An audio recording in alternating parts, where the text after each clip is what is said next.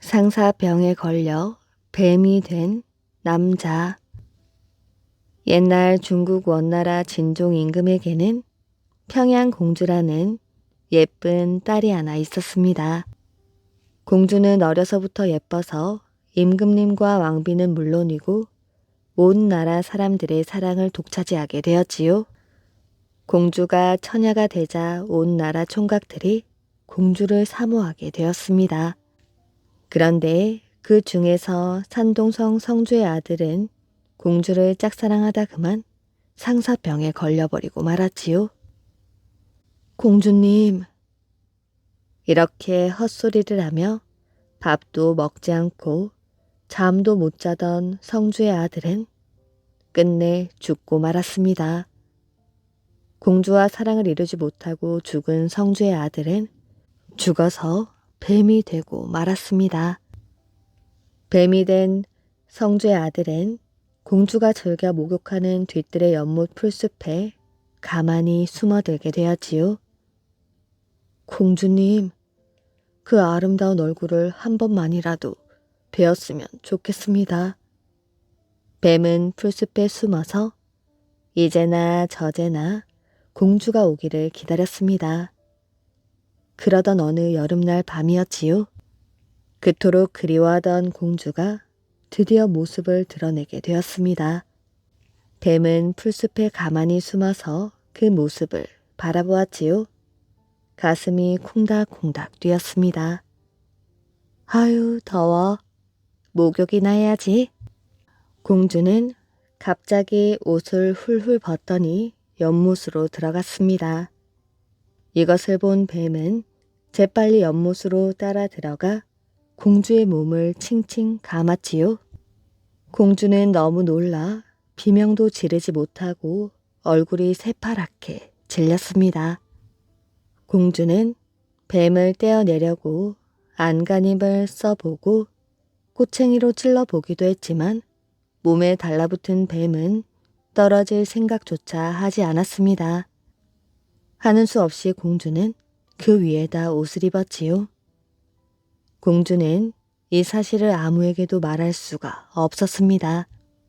혼자 고민을 하느라 밥도 못 먹고 잠도 자지 못하였지요. 공주야, 어디 아픈 것이야? 나날이 여위어가는 공주를 보고 임금님이 안타까운 듯 물었지만 공주는 차마 그 사실을 말할 수가 없었습니다. 공주는 남에게 들킬까봐 여름인데도 옷을 겹겹이 껴입고 있었지요. 임금님과 왕비는 걱정이 되어 잠을 이루지 못했습니다. 임금님은 유명하다는 의원을 다 불러들였지요. 그러나 아무도 공주의 병명조차 알아내지 못했습니다. 공주는 나날이 여위어가 이젠 뼈와 가죽만 남게 되었지요. 임금은 공주에게 최후의 방법으로 전국의 유명한 절을 돌면서 부처님께 정성껏 빌어보라고 했습니다. 공주는 전국에서 유명하다는 절에 한 군데도 빠짐없이 돌아다니며 빌었지요. 그런데 공주의 몸에 들러붙은 뱀은 떨어질 생각조차 하지 않았습니다. 바로 그때 고려에서 왔다는 한 스님이 소문을 듣고 임금님을 찾아오게 되었지요. 공주님을 고려에 한번 보내시는 게 어떻겠습니까? 임금님은 지푸라기라도 잡는 심정으로 그러라고 허락하였지요. 그리하여 평양공주는 고려 땅으로 건너가게 되었지요. 어느 날 공주는 지금의 청평사까지 오게 되었습니다. 청평사 입구에 있는 폭포를 바라보던 공주는 넋 나간 사람처럼 한동안 그 자리에 서 있었습니다. 이렇게 멋진 폭포는 처음 보는구나. 오늘 밤은 저 폭포 아래서 지내자꾸나. 공주는 시녀를 데리고 폭포 아래로 내려가게 되었지요. 마침 그곳엔 굴이 하나 있었습니다. 공주와 시녀는 폭포 소리를 들으며 굴 속에서 하룻밤을 보내게 되었지요. 다음날 새벽 청평사에서 들려오던 목탁 소리에 잠을 깬 공주는 맑고 깨끗한 폭포수에 목욕을 하려고 옷을 훌훌 벗었습니다. 그런데 몸을 칭칭 감고 있던 뱀이 스르르 힘을 빼더니 몸에서 떨어져 나가는 게 아니겠어요? 몸이 가뿐해진 공주는 폭포수에 풍덩 뛰어들어 목욕을 했습니다. 공주가 기운을 차린 것을 보자 시녀도 물에 뛰어들어 공주를 얼싸안고 기뻐하였지요. 이 모든 것이 부처님의 은혜야. 어서 몸을 씻고 불공을 드리러 가자. 목욕을 끝낸 공주는 시녀와 함께 청평사로 달려가 기쁨의 눈물을 흘리며 감사 기도를 드렸습니다. 한편 공주의 몸에서 떨어져 나간 뱀은 굴 속에 들어가 공주를 기다리고 있었지요. 그런데 아무리 기다려도 공주가 돌아오지 않자 화가 났습니다. 공주는 왜 빨리 오지 않는 거야? 뱀은 공주가 보고 싶어 견딜 수가 없어서 한다름에 청평사로 달려갔지요. 그런데 뱀이 청평사 입구에 있는 문을 막 들어서려는 찰나 갑자기 천둥 번개가 치더니 소나기가 쏟아지는 것이었습니다. 빗줄기가 얼마나 세차던지 뱀은 그만 빗물에 휩쓸려 떠내려가고 말았지요. 공주는 불공을 들인 뒤 절에서 나왔습니다. 동굴로 돌아오다 보니 뱀이 죽어 폭포수에 떠 있었습니다. 공주는 속이 시원하기도 하였지만 한편으론 가련하기도 하여 죽은 뱀을 고이 묻어주게 되었지요. 한편 공주의 병이 나았다는 소식을 전해 들은 진종 임금은 고려로 달려오게 되었습니다. 공주는 그동안 있었던 일을 임금님께 모두 이야기하였지요. 공주야, 네가 그토록 고통을 당하고 있는 줄도 모르고 너를 원망도 하였구나. 어서 우리나라로 돌아가자꾸나. 그러나 공주는 임금님을 따라가지 않고 여러 해 동안 청평사에 머물며 폭포 위에 3층 석탑을 쌓았습니다. 사람들은 이 탑을 공주탑이라고 부르고 폭포수 아래 공주가 목욕하던 곳을 공주탕이라 불렀다고 합니다. 포로가 된 세자빈.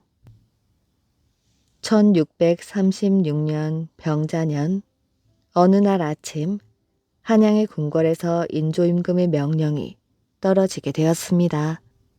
세자빈은 어서 원손을 데리고 강화도로 피신하라. 청나라 황제가 군대를 이끌고 조선에 침입한 병자호란이 일어난 것이었지요. 세자빈 강씨는 왕자의 아들인 원손, 시동생인 복림대군, 임평대군과 함께 궁궐을 빠져나와 강화도로 급히 피신하였지요.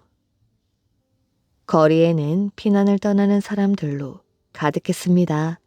세자빈 강씨, 강비는 남편 소현세자 걱정에 멀어져 가는 궁궐을 바라보았지요. 소현세자는 인조임금을 모시고 적과 맞서 싸워야 했기 때문에 강빈과 함께 피난을 떠날 수 없었습니다. 강화도를 지키던 검찰사 등의 장수가 강빈 일행을 맞았습니다. 며칠 후 한양으로부터 소식이 날아들었지요. 임금과 소현세자, 신하들과 장수, 한양을 지키던 군인들이 남한산성 안으로 피신했다는 소식이었습니다. 당시 남한산성을 지키는 조선 군사의 수는 13,000여 명에 불과했고 성 안에 남아있는 식량으로는 50일 정도밖에 견딜 수가 없었습니다. 청나라 황제 태종은 20만 명의 군사로 남한산성을 포위하였지요. 또한 청나라 황제는 강빈 등 왕의 가족들이 강화도로 피난을 떠났다는 사실을 알고는 장수 용골대에게 강화도를 공격하도록 명령했습니다. 강화도를 지키던 조선의 군대는 필사적으로 청나라 군대에 맞서 싸웠지요. 하지만 적을 물리치기에는 역부족이었습니다. 결국 강화도의 성은 청나라 군대에게 점령당하고 말았지요. 강화도를 점령한 용골대가 말했습니다. 이 섬에 세자빈과 왕의 두 아들이 피난을 왔다고 들었다. 그들을 끌고 나와 모두 나에게 절을 하게 하라. 강빈은 눈앞이 캄캄해졌습니다. 수치스러운 기분을 참을 수가 없었지요. 강빈은 고개를 저으며 궁녀에게 말했습니다. 나는 이 나라의 세자빈이다. 어찌 세자빈이 오랑캐의 장수 앞에 절을 한단 말인가? 절대 그럴 일은 없다. 용골대가 전하를 죽일지도 모릅니다. 세자 저하를 생각해서라도 목숨을 지키셔야지요. 잠시 생각에 잠겨있던 강빈이 말했습니다. 내 옷을 너에게 벗어줄 터이니 네가 세자빈인 척을 하고 용골대 앞에 가서 절을 하거라. 걱정 말거라. 용골대가 이 사실을 알게 되면 내가 나서서 다 설명을 할 것이야. 강빈의 뜻을 잘 아는 궁녀는 기꺼이 강빈의 옷을 입고 용골대에게 가서 절을 했습니다. 용골대가 강빈이 궁녀에게 옷을 입게 하여 대신 절을 하게 했다는 걸 안 것은 나중의 일이었지요. 용골대는 부하들에게 말했습니다. 지혜로운 여자로군. 당장 죽이고 싶지만 황제의 명령이 있기 전까지는 어쩔 수가 없구나. 여봐라, 세자빈과 그의 아들을 황제가 계시는 남한 산성 옆 진지로 끌고 가라. 한강 동쪽 삼전도에 있는 청나라 진지에 끌려와 청나라 군사들의 감시를 받던 강빈은 시아버지 인조 임금과 남편 소현세자가 머물고 있는 남한 산성을 바라보았습니다. 청나라 장수가 전해준 말에 따르면 강화도가 함락이 되었다는 소식을 들은 인조 임금은 청나라에 항복할 것을 결심했다고 합니다. 며칠 동안 조선의 신하가 청나라 장수와 항복 협상을 했으니 머지않아 성문이 열리고 왕이 나와 청나라 황제에게 항복할 것이라고 하였지요. 그날 오전 남한 산성의 문이 열렸습니다. 인조 임금이 침통한 얼굴로 성문을 나섰습니다. 소현세자가 임금의 뒤를 따랐지요. 왕은 푸른 옷을 입고 있었는데 푸른 옷을 입은 것은 청나라 황제의 신하가 되겠다는 뜻을 나타내는 것이었습니다. 포로였던 강빈은 오랫동안 보지 못했던 남편 소현세자의 얼굴을 보자 눈물을 왈칵 흘렸지요. 청나라 진지가 있는 삼전도에 끌려온 인조 임금은 청나라 황제에게 3번 절하고 9번 머리를 조아렸습니다. 항복을 시인하고 청나라 황제의 신하가 되겠다는 의사 표시였던 것이었지요. 청나라 태종이 명령을 내렸습니다. 이제부터 조선은 청나라의 신하 국가이다. 조선은 명나라와는 외교 관계를 끊고 오로지 청나라만을 섬겨야 한다. 나는 조선 왕의 아들들과 그 가족을 청나라로 데려갈 것이다. 만약 조선이 약속을 어길 경우 왕의 아들과 그 가족들은 목숨을 잃게 될 것이다. 결국 소현세자, 강빈, 소현세자의 동생인 복림대군 등은 청나라로 끌려가게 되었습니다. 볼모로 신세가 변한 것이었지요. 궁녀, 신하 등 200여 명의 사람들도 함께 청나라로 끌려가게 되었습니다. 강빈이 세자의 아내가 된 것은 17살 때였지요. 그때부터 궁궐 밖을 한 번도 나가보지 못했던 강빈은 27살이 되어 볼모의 신세로 청나라에 끌려가게 되었던 것입니다.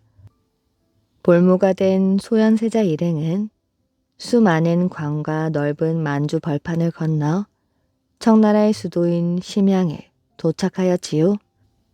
청나라 정부가 소현세자 일행을 머물게 한 곳은 심양관이라는 곳이었습니다. 세자 일행이 언제까지 심양관에서 볼모의 신세로 있게 될지는 아무도 몰랐지요. 영영 조선으로 돌아가지 못할 수도 있었습니다. 첫날 밤 강비는 소현세자에게 말하였지요. 조선에서 듣기로 청나라는 오랑캐가 세운 나라라서 매우 못 사는 나라인 줄 알았습니다. 하지만 이곳에 와보니 그렇지만은 않은 것 같습니다. 날이 밝았지요. 소현세자는 청나라 황제의 부름을 받고 황제가 사는 궁궐로 갔습니다. 그동안 강비는 심양관 곳곳을 둘러보며 조선에서 함께 끌려온 신하들과 궁녀, 하인들을 위로하였지요. 호기심 많았던 강비는 틈만 나는 대로 심양 거리를 구경하였는데 어느 날 심양의 한 시장에서 충격적인 장면을 보게 되었습니다. 조선 노예를 팝니다. 자, 얼른 사세요. 그것은 청나라 상인들이 조선에서 끌고 온 여자와 남자를 노예로 파는 장면이었습니다. 그날 강비는 결심하게 되었지요. 왕실 사람들이 먹고 살 것은 청나라에서 공급을 해줄 것이야. 문제는 나머지 조선 사람들이야. 내가 해야 될 일은 심양관의 조선 사람들을 먹이고 편하게 살게 해주는 것이야. 또한 하루라도 빨리 노예가 된 조선 사람들을 구하는 것이다. 강비는 청나라 사람의 말을 익히고 청나라의 상업 제도와 문화를 관찰하기 시작했습니다. 청나라의 생활에 어느 정도 익숙해졌을 때 강비는 세자에게 말했습니다. 저도 의미 있는 일을 해볼까 합니다. 의미 있는 일이라면 무엇을 말하는 것이오? 가장 급한 게 심양관의 조선 사람들을 편히 먹이는 일입니다. 아시다시피 청나라 정부가 주는 식량과 옷은 부족합니다. 제가 일을 하여 문제를 해결해 볼까 합니다. 그대는 한 나라의 세자빈이요. 세자빈이 일을 하면 나라의 채통이 떨어질 수 있잖소. 세자께서 조선의 힘을 키우려고 정치와 외교 일에 열심인데 제가 가만히 있을 수는 없습니다. 세자빈이 세자를 도와 백성을 잘 먹여 살리기 위해 일한다는 게 창피할 것도 없지요. 청나라에 와서 보니 우리 조선에서 풍족하게 나는 물건인데 이곳에선 귀한 물건이 있습니다.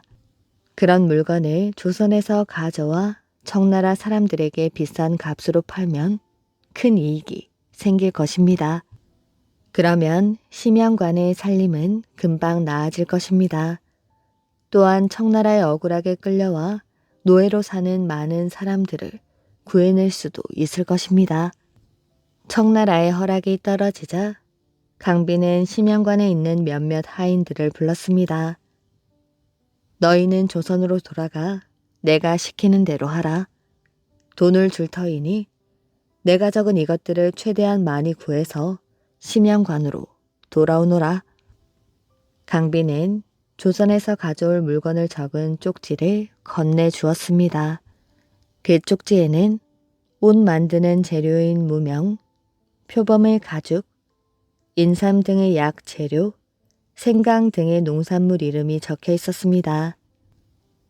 얼마 후 강빈을 명령을 받고 조선으로 들어간 사람들이 수레에 조선의 특산품을 가득 싣고 돌아왔지요.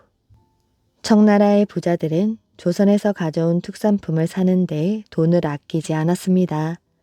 어떤 특산품은 수십 배의 이익을 남겨 팔기도 하였지요. 처음으로 한 거래는 대성공을 거두었습니다. 이 성공으로 심양관 사람들은 당분간 먹고 입는 문제를 걱정하지 않게 되었습니다.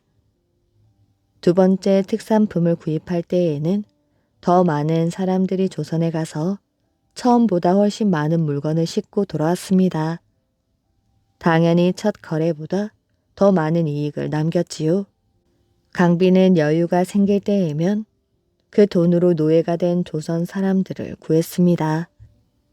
그런데 강빈의 행동을 못마땅해 하는 사람들도 있었지요.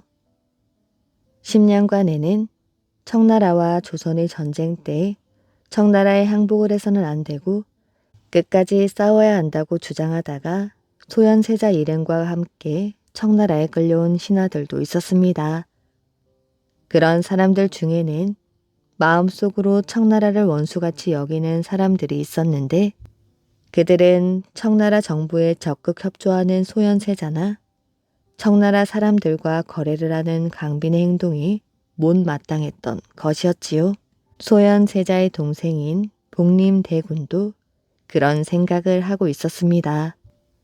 하지만 소현세자는 청나라와의 외교 관계를 잘 유지하여야 조선이 평화를 유지할 수 있다고 생각했던 것이었습니다. 그리고 조선이 발전하기 위해서는 서양에서 청나라로 들어온 여러 가지 앞선 문화를 적극적으로 받아들여야 한다고 생각하였지요. 소현세자는 서양의 천주교 신부를 만나 대화를 나누기도 했습니다. 시간이 흐르고 한양에 있던 인조임금도 소현세자와 강빈의 소식을 알게 되었습니다. 삼전도의 치욕을 당한 인조임금은 청나라를 여전히 원수의 나라로 여기고 있었던 것이었지요. 임금은 소현세자 부부 이야기를 듣고 얼굴을 찡그렸습니다.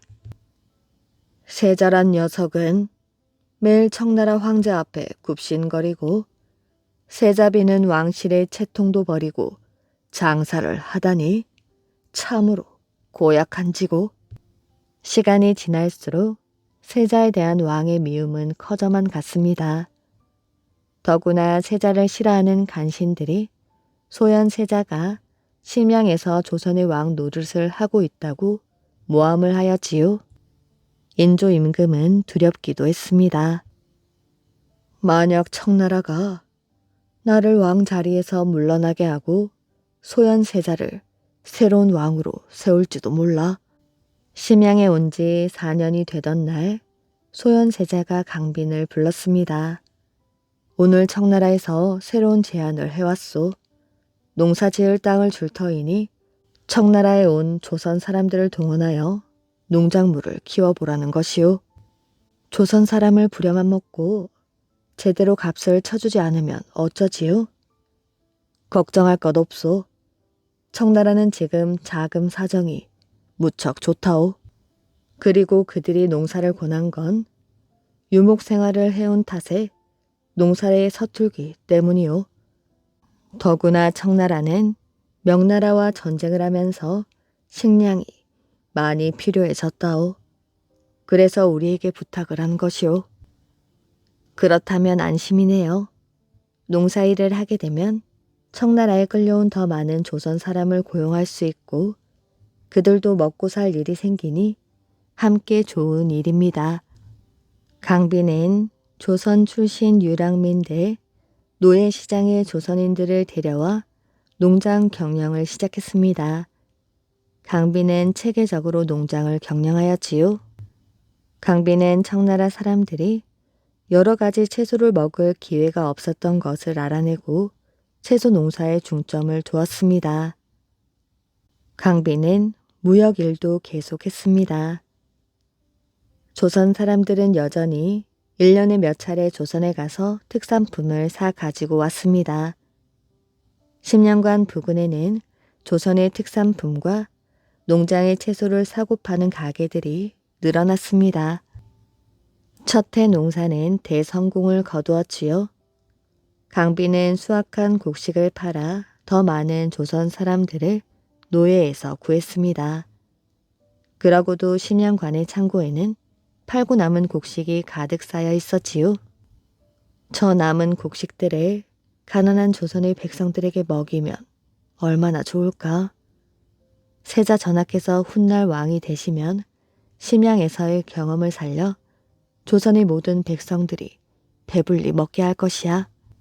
그런데 강빈에게는 한 가지 걱정거리가 있었지요. 그것은 바로 인조임금이 청나라의 정책에 적극 협력하는 세자의 행동을 못마땅하게 여긴다는 것이었습니다. 강빈은 늘 인조임금이 마음에 걸렸지요. 심양에 온 지 8년이 흘렀습니다. 어느 날 심양관으로 돌아온 소현세자가 환하게 웃으며 강빈에게 말하였지요. 기뻐하시오. 우리를 조선으로 돌려보내라는 청나라 황제의 명령이 떨어졌소. 이제 조선으로 돌아가는 것이오. 심양을 떠나올 때 심양관의 창고에는 5,000석에 가까운 곡식이 쌓여 있었습니다.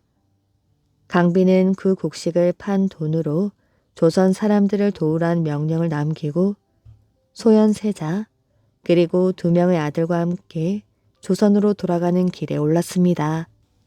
세자는 돌아오자마자 아버지 인조임금을 찾았지요. 전하, 못난 세자 인사드리옵니다. 그런데 인조임금은 차가운 목소리로 이런 말을 하였지요.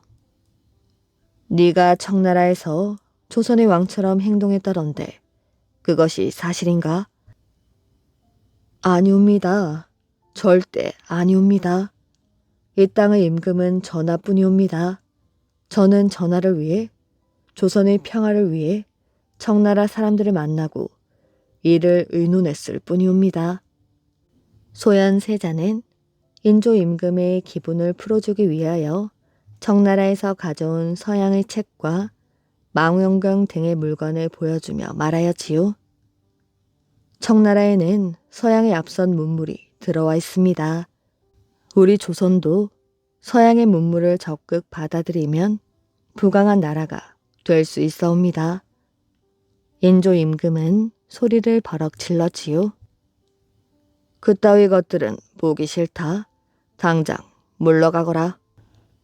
한양으로 돌아온 지 얼마 안 돼 세자는 가슴이 아파오는 증상을 느끼고 자리에 눕고 말았습니다. 인조임금을 치료해주는 의사가 소현세자에게 와서 3번 침을 놓았습니다. 효과는 전혀 없었지요. 더 나빠지기만 했습니다. 침을 맞은 후 세자의 얼굴은 점점 검어지더니 3일 후 세자는 피를 토하며 죽고 말았습니다. 한양에 돌아온 지 2달 만의 일이었지요. 강빈은 하늘이 무너지는 듯 했습니다. 궁궐 안에는 슬픔을 나눌 사람조차 별로 없었지요. 며칠 동안 강빈은 음식도 먹지 않고 넋을 놓은 채 지냈습니다. 시간이 어느 정도 흐른 뒤 강빈은 이를 악물고 슬픔을 이겨내었지요. 원손을 위해서라도 자신이 이 위기를 이겨내야 한다고 생각했던 것입니다.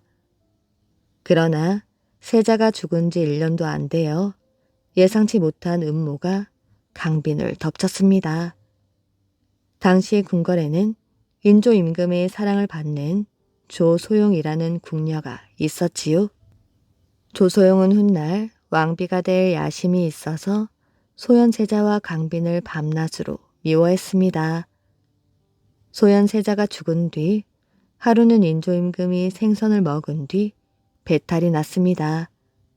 조소용은 임금에게 남편의 죽음의 원한을 품은 강빈이 음식에 독을 탄 것이라고 모함을 하였지요.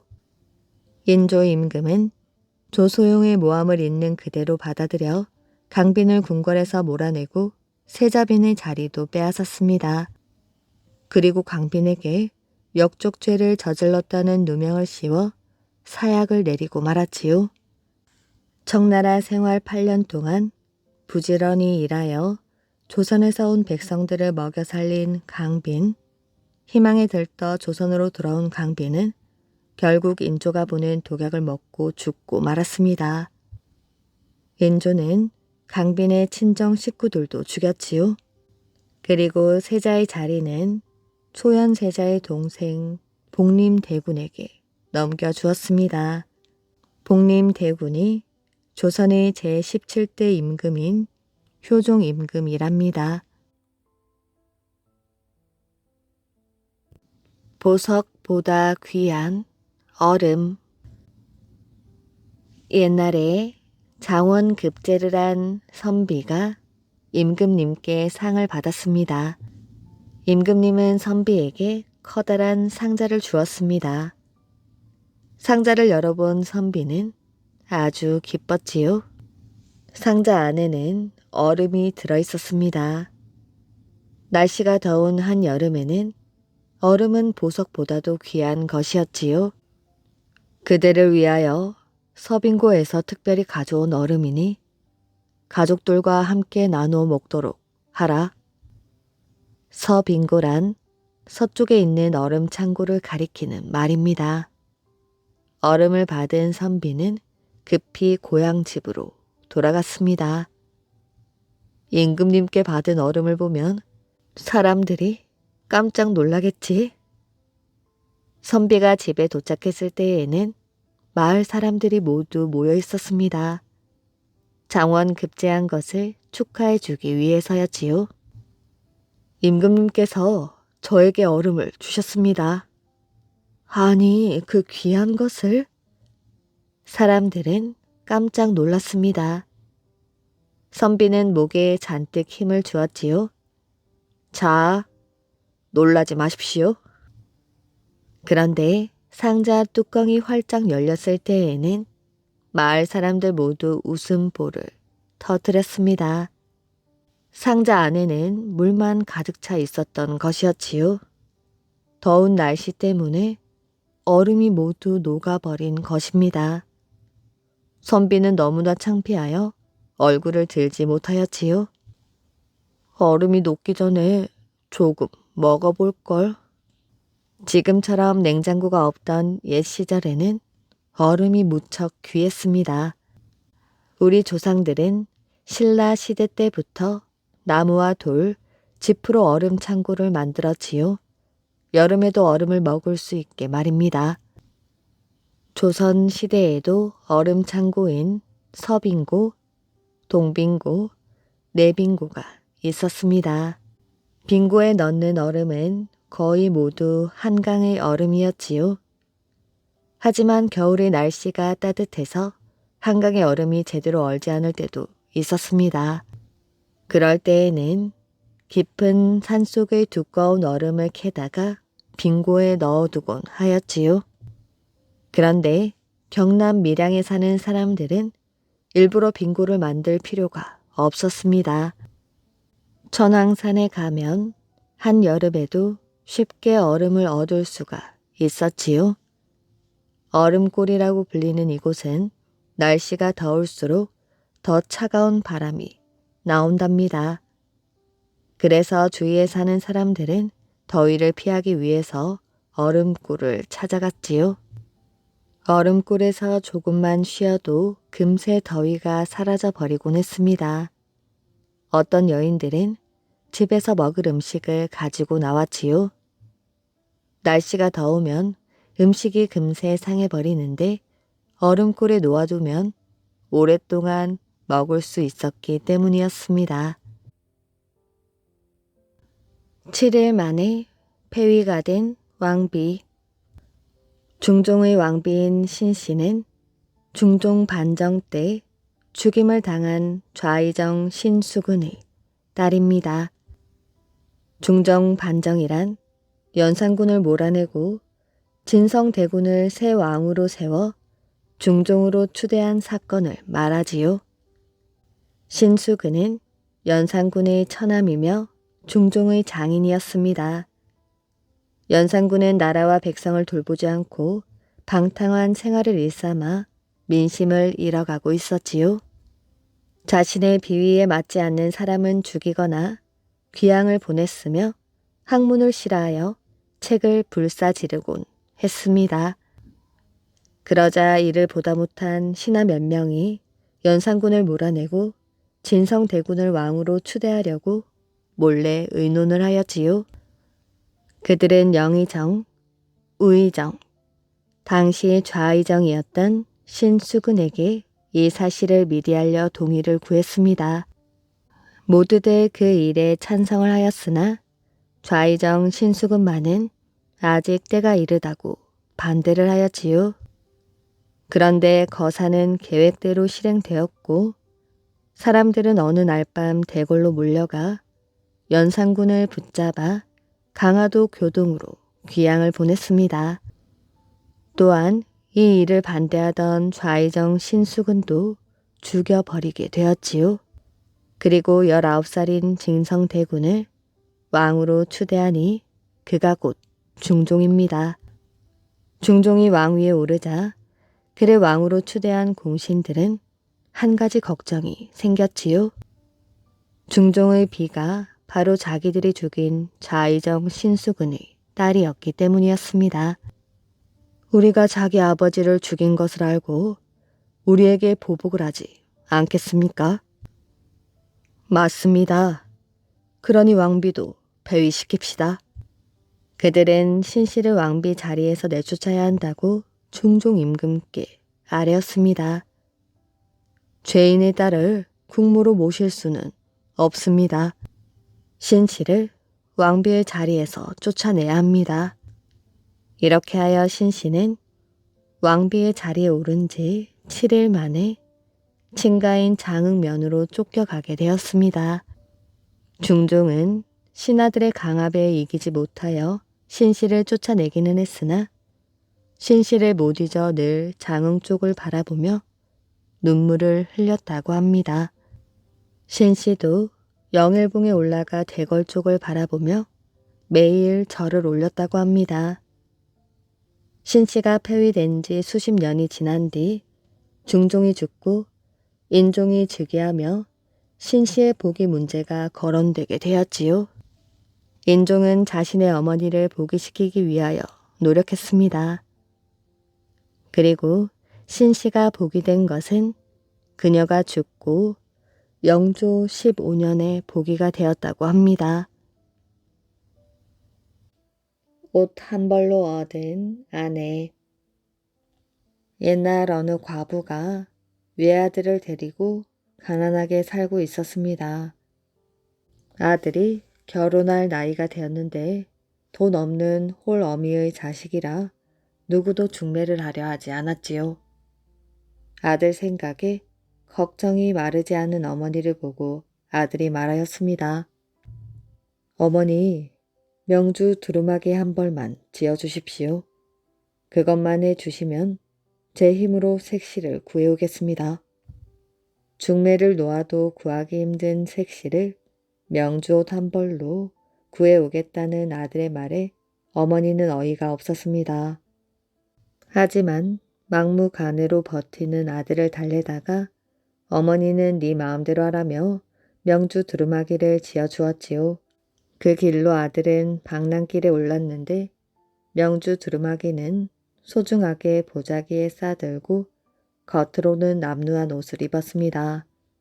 정처 없이 길을 걷던 아들은 딸이 있어 보이는 한 주막에 이르러 주인에게 갈 곳 없는 딱한 처지이니 아궁이 불 지피는 일이라도 시켜달라고 간청하였습니다.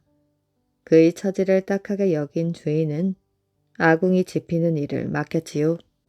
이 집에는 딸 세 자매가 있었습니다. 어느 날 큰딸이 빗질을 하고 있는데 청년이 얼굴을 들이밀며 오랫동안 머리를 못 빗었으니 빗을 빌려달라고 청하였지요. 큰딸은 너 같은 것이 빗질을 해 무엇하냐며 문을 닫아버렸습니다. 둘째 딸에게도 같은 부탁을 했더니 마찬가지였지요. 그리고 셋째 딸을 찾아갔더니 의외로 순순히 빚을 내주었습니다. 청년은 친절한 셋째에게 호감이 가기 시작하였지요. 하루는 주인네 온 식구가 소풍을 갔습니다. 집에 혼자 남게 된 청년은 헌 옷을 벗고 명주 두루마기로 갈아입었지요. 그 모습은 아궁이 지기가 아닌 귀한 집 도령님 같았습니다. 그는 주인네가 소풍 간 부근을 빙빙 돌아다니며 주인네보다 먼저 돌아와 원래 차림으로 시치미를 떼었습니다. 딴 식구들은 아무런 눈치를 채지 못했지만 셋째 딸만은 고개를 갸웃거렸지요. 소풍 나간 근처에서 놀고 있던 귀공자가 아무래도 아궁이 청년 같아 보였기 때문입니다. 그러나 내색은 하지 않았지요. 며칠 후 이번에는 이웃 동네에 사는 친척 집에 혼사가 있어 온 식구가 집을 비웠습니다. 청년은 주인집 백마에다가 먹물칠을 하여 흑마로 만들었습니다. 그리고 두루마기로 몸을 단장하였지요. 그러고는 주인네 몰래 혼사집을 따라갔습니다. 그 집에 흑마를 타고 들어서는 청년의 모습은 귀한 집 도련님 같았습니다. 일하던 주인네 큰딸과 작은딸은 제가 그 손님 상을 들여간다고 서로 다투었습니다. 그 손님이 빚조차도 빌려주기 싫었던 아궁이 청년이라는 생각은 하지도 못한 채였지요. 둘이 아웅다웅하는 사이에 셋째 딸이 손님을 접대하게 되었고 언니들은 화가 나 속이 부글부글 되었습니다. 셋째 딸은 접대를 하면서 손님을 유심히 살폈지요. 손님은 접대를 받자마자 이내 떠나버렸지요. 집의 주인네가 돌아오기 전에 두루마기를 벗고 말을 다시 백마로 만들어 놓아야 했기 때문이지요. 주인네 딸들은 집에 돌아가는 길 내내 찻집에서 보았던 귀공자 이야기를 하였습니다. 그날 이후 청년이 빌렸던 빚을 돌려주려 셋째 딸에게 갔더니 셋째 딸은 청년에게 더없이 다정히 대해주었습니다. 무언가를 눈치챈 듯 하였지만 청년은 시치미를 뚝 떼고 있었지요. 한 번은 셋째 딸이 부모에게 말하였지요. 지난번 잔치집에 왔던 그 귀공자는 우리 집 아궁이 청년이 아닌가 싶어요. 부모님은 말도 안 되는 소리라며 웃어 넘겼습니다. 그날도 청년은 빚을 빌리러 왔습니다. 셋째 딸은 그를 방으로 불러들였지요. 물어볼 것이 있습니다. 며칠 전 잔치집에 다녀온 적이 없나요? 흑마를 타고서 말이지요. 셋째 딸은 부끄러운 듯 하지만 또랑또랑한 음성으로 물었습니다. 아니라고 부인하는 청년에게 셋째 딸은 집요히 추궁하였지요. 소풍을 갔을 때부터 이상히 여겼다는 말까지 듣고 청년은 마침내 모두 말하게 되었습니다. 그럼 그때의 모습을 차리고 다시 저에게 오시겠습니까? 그렇다면 이 빚을 아주 드리겠습니다. 그녀의 얼굴은 귀까지 빨개졌습니다. 청년은 웃으며 대답하였지요. 아버님께 이르지 않겠다고 약속해 주시오. 약속하겠어요. 아무에게도? 네, 아무에게도요. 그는 두루마기 차림으로 다시 그녀의 방에 들렀고 막내딸은 아궁이 청년을 부모에게 보여주었지요. 주인네 부부는 그의 모습에 놀랐습니다. 그 수려한 모습에 양반집 자식이 틀림없다고 생각한 부부는 막내딸을 시집 보내기로 하였지요. 곧 주인네 부부는 결혼식을 치러주었고 청년은 두루마기 한 벌로 아내를 얻어 어머니에게 돌아왔습니다.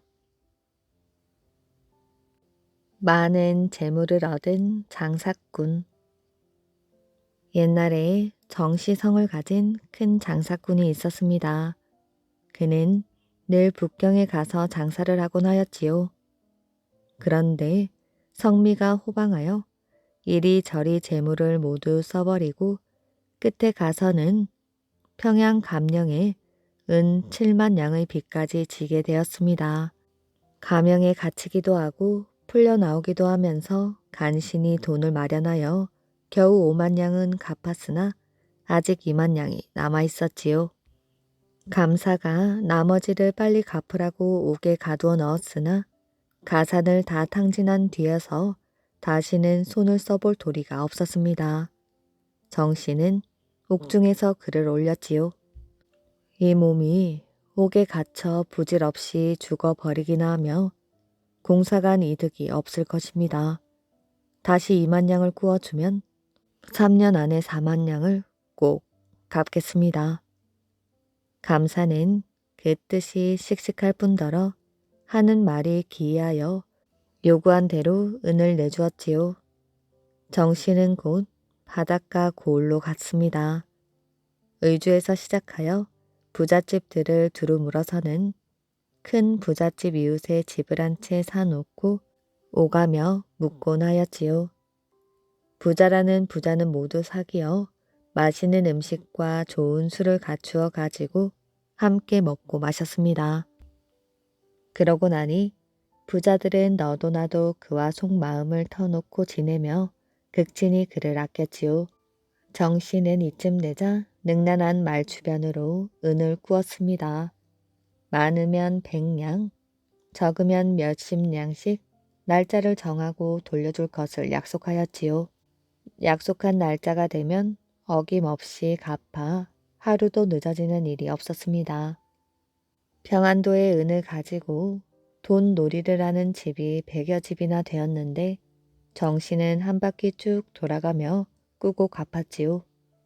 그렇게 하니 거의 1년이 걸렸으나 한 번도 누구 하나 속이는 일이 없었습니다. 부자들이 그를 더욱 깊이 신용하게 되자 은을 또 잔뜩 구워 6, 7만 냥을 마련하였지요. 그 돈을 몽땅 인삼과 검은 담비 털 가죽을 샀습니다. 나머지로는 좋은 말을 구하여 산 물건들을 싣고 다시 북경으로 갔지요. 그가 든 집의 주인은 옛날 큰 장사꾼으로 이름을 날리던 사람으로 무엇보다 의리를 중요하게 여겼습니다. 정 씨는 주인에게 속마음을 터놓았지요. 이 물건을 가지고 남경으로 가면 100배의 이득을 볼 것이오. 사내로서 무슨 일을 하려고 나선 바에는 성공하면 하늘에 오를 것이고 실패하면 땅 속에 들어갈 뿐입니다. 그대는 내 마음을 아는 터이니 나를 따르겠소. 주인은 고개를 끄덕이며 흔쾌히 승낙하였지요. 마침내 주인은 든든한 배 한 척을 세내어 정 씨의 물건들을 싣고 통주에서 배를 띄웠습니다. 열흘이 채 못되어 양주 강에 이르니 중국 사람 하나가 노를 저어 쪽배를 몰고 지나가는 것이 보였습니다. 정 씨는 곧 건장한 사람 몇을 데리고 작은 배를 내려타고 뒤쫓아 갔지요. 그리고 중국 사람이 탄 쪽배에 뛰어들어 무작정 그 사람을 데려와 배에 돌아와 다음 폭으로 들어가는 물길과 저자의 물건 값은 물론 인심이 어떠하냐고 나라의 금령이 어느 정도이며 도적이 있는가 없는가에 이르기까지 자세히 알아보고 나서 싣고 온 물건을 넉넉히 주어 그의 마음을 샀습니다. 중국 사람이 몹시 고마워하며 살해하자 정 씨는 일이 성공한 뒤에는 값을 넉넉하게 치르겠노라고 약속하였지요. 다음날 아침 정 씨는 눈치가 빠른 뱃사람 몇몇에게 중국 옷을 입힌 다음 그들을 데리고 중국 사람을 따라 성 안으로 들어갔습니다. 성 안으로 들어가 보니 심리에 뻗어 있는 누대의 처마가 하늘을 가릴 듯 들어섰는데 모두 보물 가게라 금은 보화가 산처럼 쌓여 있었습니다. 중국 사람은 정 씨를 이끌고 어느 약방으로 들어가더니 정 씨를 소개하였지요. 이 사람은 조선 사람으로 중한 재물을 많이 가지고 있는데 몰래 살 수가 있소. 그런데 부디 말은 내지 마시오. 약방 주인은 크게 기뻐하며 주변 부자들을 불러다 놓고 물건을 사겠노라고 약속하였지요. 정 씨는 배에서 인삼과 담비 가죽을 가져다가 약방에 쭉 펼쳐 놓았습니다. 하나같이 싱싱하고 골라 다듬은 것 같았지요. 남경에서는 조선 인삼을 귀하게 여기는 터였습니다. 약방 주인이 치른 삼값은 우리나라의 값보다 10배나 되었으므로 단번에 큰 돈을 벌었지요. 중국 사람에게 넉넉히 값을 치른 뒤 북경에 돌아와 주인에게 수천냥 돈을 나누어 주고 뱃사람 10여 명에게도 각각 1,000냥의 돈을 주었습니다. 드디어 우리나라로 돌아오니 그것은 겨우 몇 달 사이였지요. 감령에서 4만 양의 은을 모두 갚고 또 연해 고을의 부잣집들에 이자까지 붙여 꾸었던 돈을 남김없이 모두 물어주었습니다. 그러고도 남은 돈이 몇만 양은 좋게 되었지요. 마침내 감사를 만나 이만 돌아가겠노라고 알리며 남경에서 가져온 보물을 5발이나 내놓으니 감사가 깜짝 놀라며 감탄하였습니다. 이 사람이야말로 진짜 영웅호골이로다. 내가 이 아까운 사람을 놓칠 순 없지. 드디어 재상에 청구하여 정씨는 그 뒤 만호 벼슬을 여러 번 지내게 되었다고 합니다. 땅굴을 판 광해군의 아들. 이지는 조선 광해군의 맏아들입니다. 이지가 태어난 날 아침에 궁궐 연못에는 겨울인데도 연꽃이 피었다고 합니다. 궁궐 사람들은 하루 동안 연꽃이 피고 지는 것을 보고 좋은 일이라고 입을 모아 말했지요. 그런데 그날 태어난 이지가 26살의 나이로 유배지인 강화도에서 세상을 떠나자 사람들은 이지가 태어난 날의 연꽃을 떠올렸지요. 그리고는 하루 동안 연꽃이 피었다가 진 것은 이지가 빨리 죽을 징조였던 것 같다고 말했습니다. 이지는 광해군이 즉위한 3월 세자로 책봉되었는데 아버지 광해군에게 아낌없는 사랑을 받던 아들이었습니다. 하지만 이지는 15년 뒤에 세자 자리에서 폐위되고 말았지요. 1623년 인조 반정이 일어나 아버지 광해군이 왕위에서 쫓겨났기 때문입니다. 아버지 광해군이 왕위에서 쫓겨나자 광해군과 패비 유씨, 폐세자 이지와 패빈 박씨는 광화도로 귀향을 가게 되었지요. 광해군 내외는 강화부의 동쪽에, 폐세자 내외는 서쪽에 각각 보내졌습니다. 폐세자 부부는 유배지에서 가시나무 울타리를 두른 집에 갇혀 살게 되었지요. 두 사람은 처음에 함께 죽기로 약속했습니다. 그래서 음식을 먹지 않고 보름 동안 버텼습니다. 그러나 두 사람을 모시는 나인과 여종의 간청에 이기지 못해 다시 음식을 먹기 시작하였지요. 그 뒤 폐세자 내외는 죽으려고 목을 매기도 했는데 역졸에게 들켜 실패하고 말았습니다. 그러던 어느 날 한양에서 인두와 가위를 보내었지요. 인두는 옷을 다리는 데 쓰이고 가위는 바느질하는 데 썼습니다. 폐세자는 인두와 가위를 보자 패빈에게 말했습니다. 여기서 죽을 바에야 차라리 도망치도록 합시다. 인두와 가위로 땅굴을 파는 것이오. 한 달쯤 작업을 하면 가시나무 울타리 너머까지 탈출구를 만들 수 있을 것이오. 이 집에서 나가도 그 다음엔 어떻게 합니까? 섬을 빠져나가려면 배가 있어야 하잖아요. 걱정 마시오. 우리를 감시하는 별장 권체가 당신 오라버니 집의 종과 잘 아는 사이라 하오. 그러니 권체를 통해 아무 날 아무 시에 땅굴을 파고 탈출할 터이니 배를 준비해 나루터에 와달라고 부탁하는 것이오. 그날부터 폐세자 부부는 인두와 가위로 작업을 시작하였지요. 폐쇄자가 땅을 파면 페비는 그 흙을 자루에 담아 방으로 옮겼습니다.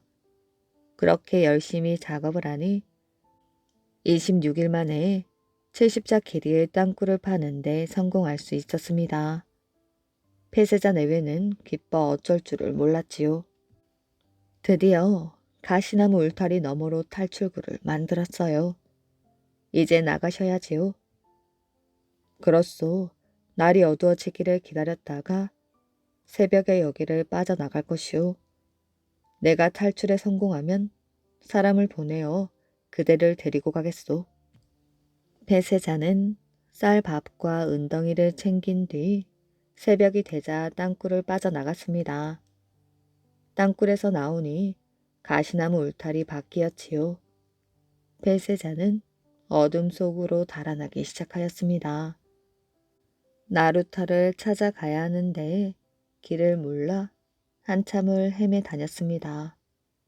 그러다가 그는 곤졸에게 붙잡히고 말았습니다.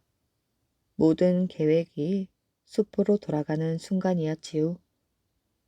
폐쇄자를 체포한 공로로 정병 최등용은 정삼품 통정대부에 충순이 김준남은 금천 현감에 죄수되었다고 합니다.